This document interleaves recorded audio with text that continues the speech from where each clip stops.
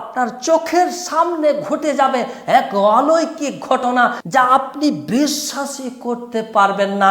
দেখবেন ওই লোকটা হয়তো পরিবর্তন হয়ে গেছে, আল্লাহ পাক রব্বুল আলামিন তাকে আল্লাহওয়ালা করে দিয়েছে, আর না হলে তাকে ধূলিসাৎ করে দেবে। আল্লাহ পাক রব্বুল আলামিন তাকে নাস্তে নাবুদ করে দেবে। এমন একটি আমল, এই আমলটি আপনি করে দেখুন, 100% গ্যারেন্টি দিলাম এই আমলটিতে আপনি ফলপ্রসূ হবেন হবেন হবেন। ভিডিওর শুরুতেই একটা কথা আজ আমি বলতে বাধ্য হয়ে যাচ্ছি, ভিডিওটি আজ আপনি পুরোটাই দেখবেন, কারণ এমন একটা আমল আজ আপনাদেরকে আমি শিখিয়ে দিতে চলেছি, পুরোটি না দেখলে আপনি এটির কিছুই বুঝতে পারবেন না। তাই ভিডিওটিকে আপনি সম্পূর্ণটাই মনোযোগ সহকারে দেখবেন। 3, 6 এবং 9 এই 3টি সংখ্যার মধ্যে লুকিয়ে রয়েছে পুরো বিশ্ব ব্রহ্মাণ্ডের গুপ্ত তথ্য, গুপ্ত রহস্য। আর সেই রকমই এই 3, 6 এবং 9-এর এমন একটা আমল আজ আপনাদেরকে আমি শিখিয়ে দিতে চলেছি। এই আমলটি দিয়ে আপনি আপনার শত্রুকে নাস্তে নাবুদ তথা বিনাশ করে দিতে পারবেন। চলুন আমলটি আপনাদেরকে আমি শিখিয়ে দিচ্ছি। আল্লাহ পাক রব্বুল আলামিন কোরআন শুরু করেছেন আলিফ লাম মিম এই 3টি অক্ষর দিয়ে। আপনি খেয়াল করে দেখবেন পবিত্র কোরআন শরীফের যেটি সর্বশেষ সূরা, অর্থাৎ 114 নম্বর সূরা, সূরাটির নাম সূরা নাস। এই সূরা নাসটি 6 আয়াত বিশিষ্ট একটা সূরা। পবিত্র কোরআন শরীফে আরো একটা সূরা রয়েছে, সূরাটির নাম হচ্ছে সূরা নাসর, যে সূরাটিকে আমরা ইযা জাআ নাসরুল্লাহি ওয়াল ফাতহ এই নামে জানি। আমরা সকলেই কম বেশি এই সূরাটিকে জানি। এই সূরাটি কিন্তু 3 আয়াত বিশিষ্ট একটা সূরা। এবং পবিত্র কোরআন শরীফে আরো একটা সূরা রয়েছে, সূরা নাম্বার 104, সূরাটির নাম হচ্ছে সূরা হুমাযা। এটি 9 আয়াত বিশিষ্ট একটি সূরা। এবার আসে একটু গুপ্ত তথ্যের দিকে, গোপন রহস্যের দিকে। কেন আমি আপনাদেরকে ভিডিওর শুরুতেই 3, 6 এবং 9 কথাটি বলেছি, এটির মধ্যেই লুকিয়ে রয়েছে আজকের এই বিশেষ আমলটি। আপনি 3 সংখ্যাটিকে যদি 3 বার লেখেন, তাহলে 3 + 3 + 3 হয়ে যায় 9। আমি আপনাদেরকে প্রথমেই দেখিয়েছি, বলেছি যে 3, 6 এবং 9, তাহলে 3কে 3 বার যুক্ত করে করে লিখলে হয়ে যায় 9। আপনি 6টিকে 3 বার লিখুন, হয়ে যায় 18। 18টি হচ্ছে দশক সংখ্যা, 1 আর 8। এই 1 আর 8-এর মাঝখানে আপনি একটা প্লাস দিয়ে দিন, যোগ করে দিন, তাহলে 1 + 8 হয়ে যায় 9। আপনি 9 সংখ্যাটিকে 9 বার লিখুন, 9 × 9 = 81, 8 + 1 হয়ে যায় 9। আপনি 6টিকে 6 বার লিখুন, হয়ে যায় 36, 3 + 6 হয়ে যায় এখানে 9। আপনি 3 সংখ্যাটিকে যদি 11 বার লেখেন, দেখবেন ঘুরে ঘুরে এই 3টি সংখ্যার মধ্যে হতে যে কোনো একটি চলে আসবে। সেটি আপনি কাগজে লিখে লিখে একটু ভাবনা চিন্তা করবেন, দেখবেন, যোগ করে করে দেখবেন বিশাল লম্বা কাহিনী। অত লম্বা কাহিনীর দিকে আমি কিন্তু যাচ্ছি না। আপনাদেরকে আরও ছোট্ট একটা উদাহরণ দিই। 5 সংখ্যাটিকে যদি আপনি 3 বার লেখেন, হয়ে যায় 15, 3 × 5 = 15, তাহলে 5 যুক্ত 1 হয়ে যায় 6। এইভাবে 3 আর 6 আর 9 এই সংখ্যাটিকে আপনি যতবার যোগ করে লিখবেন বা গুণ করে লিখবেন, শেষে কিন্তু চলে আসবে 3 না হলে 6 অথবা 9। আর আমি আপনাদেরকে পবিত্র কোরআন শরীফের শুরুটা বলেছি যে আল্লাহ পাক রব্বুল আলামিন কোরআনটিকে শুরু করেছেন 3টি অক্ষর দিয়ে, অর্থাৎ আলিফ, লাম আর মিম।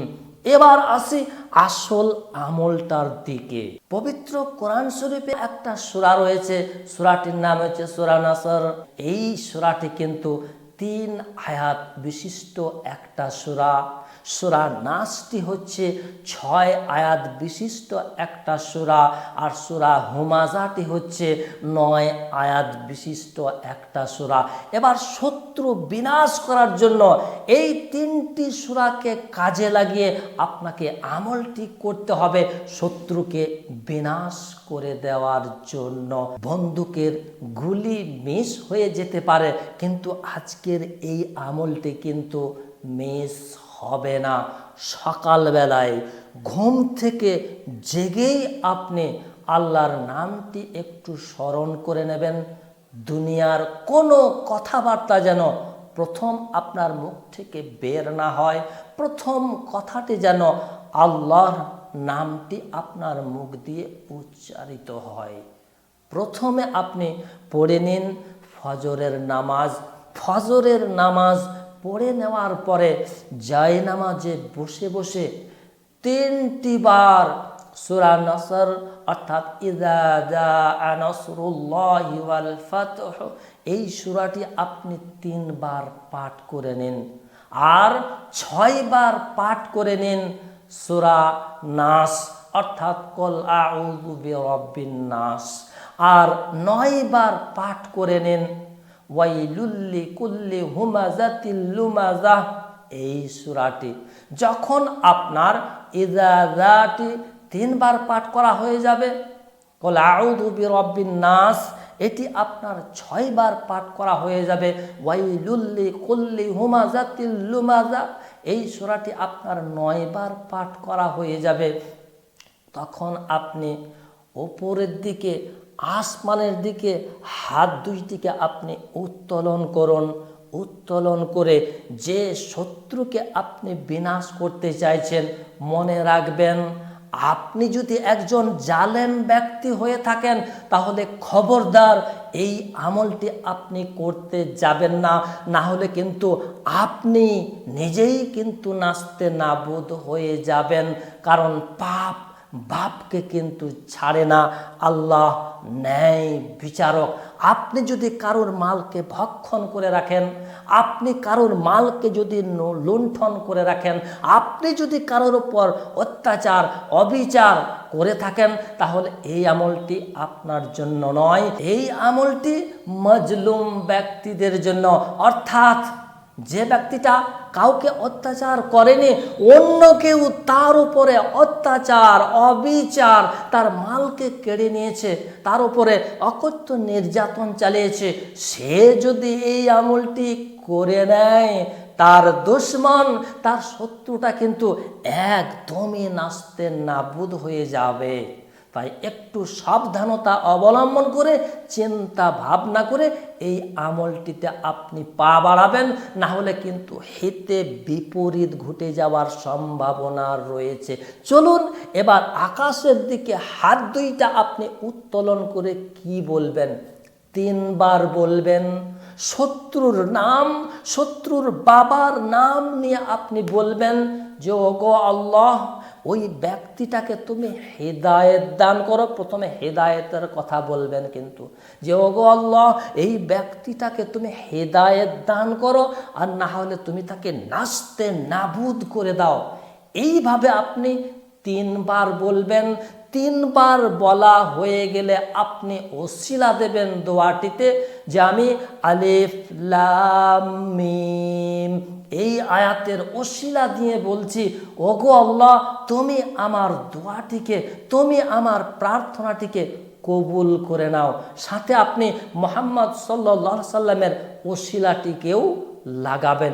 এইভাবে ফজরের সময় দোয়াতে আপনি এইভাবে 3 বার বলবেন। ঠিক দুপুর বেলায় সূর্য যখন মাথার উপরে চলে আসে তখনও আপনি জোহরের নামাজের পরে 3 বার ইযা জাআ নাসরুল্লাহি ওয়াল ফাতহ এই সূরাটি পড়বেন। 6 বার পড়বেন ওই একই সূরা নাসটি, আর 9 বার পড়বেন সূরা হুমাজাটি, অর্থাৎ ওয়াইলুল লিকুল্লি এই সূরাটি। পড়া হয়ে গেলে আপনি ওই একইভাবে একই কথা আপনি 6 বার বলবেন যে ওগো আল্লাহ, আমার ওই শত্রুটাকে তুমি হেদায়েত দান করো, আর না হলে তুমি তাকে নাস্তে নাবুদ করে দাও। এইভাবে 6 বার বলবেন। এই একই নিয়মেই রাত্রিবেলায় ঘুমানোর আগে আবারও আপনি এশার নামাজের পরে 3 বার ইযা জাআ এই সূরাটি পড়বেন, 6 বার পড়বেন সূরা নাস, আর 9 বার পড়বেন ওয়াইলুল লিকুল্লি হুমাযাতিল লুমাযা এই সূরাটি। তারপর আবারও আপনি আসমানের দিকে হাত দুইটাকে উত্তোলন করে তখন 9 বার বলবেন ওগো আল্লাহ, আমার ওই শত্রুটাকে তুমি হেদায়েত দান করো, আর না হলে তুমি তাকে নাস্তে নাবুদ করে দাও।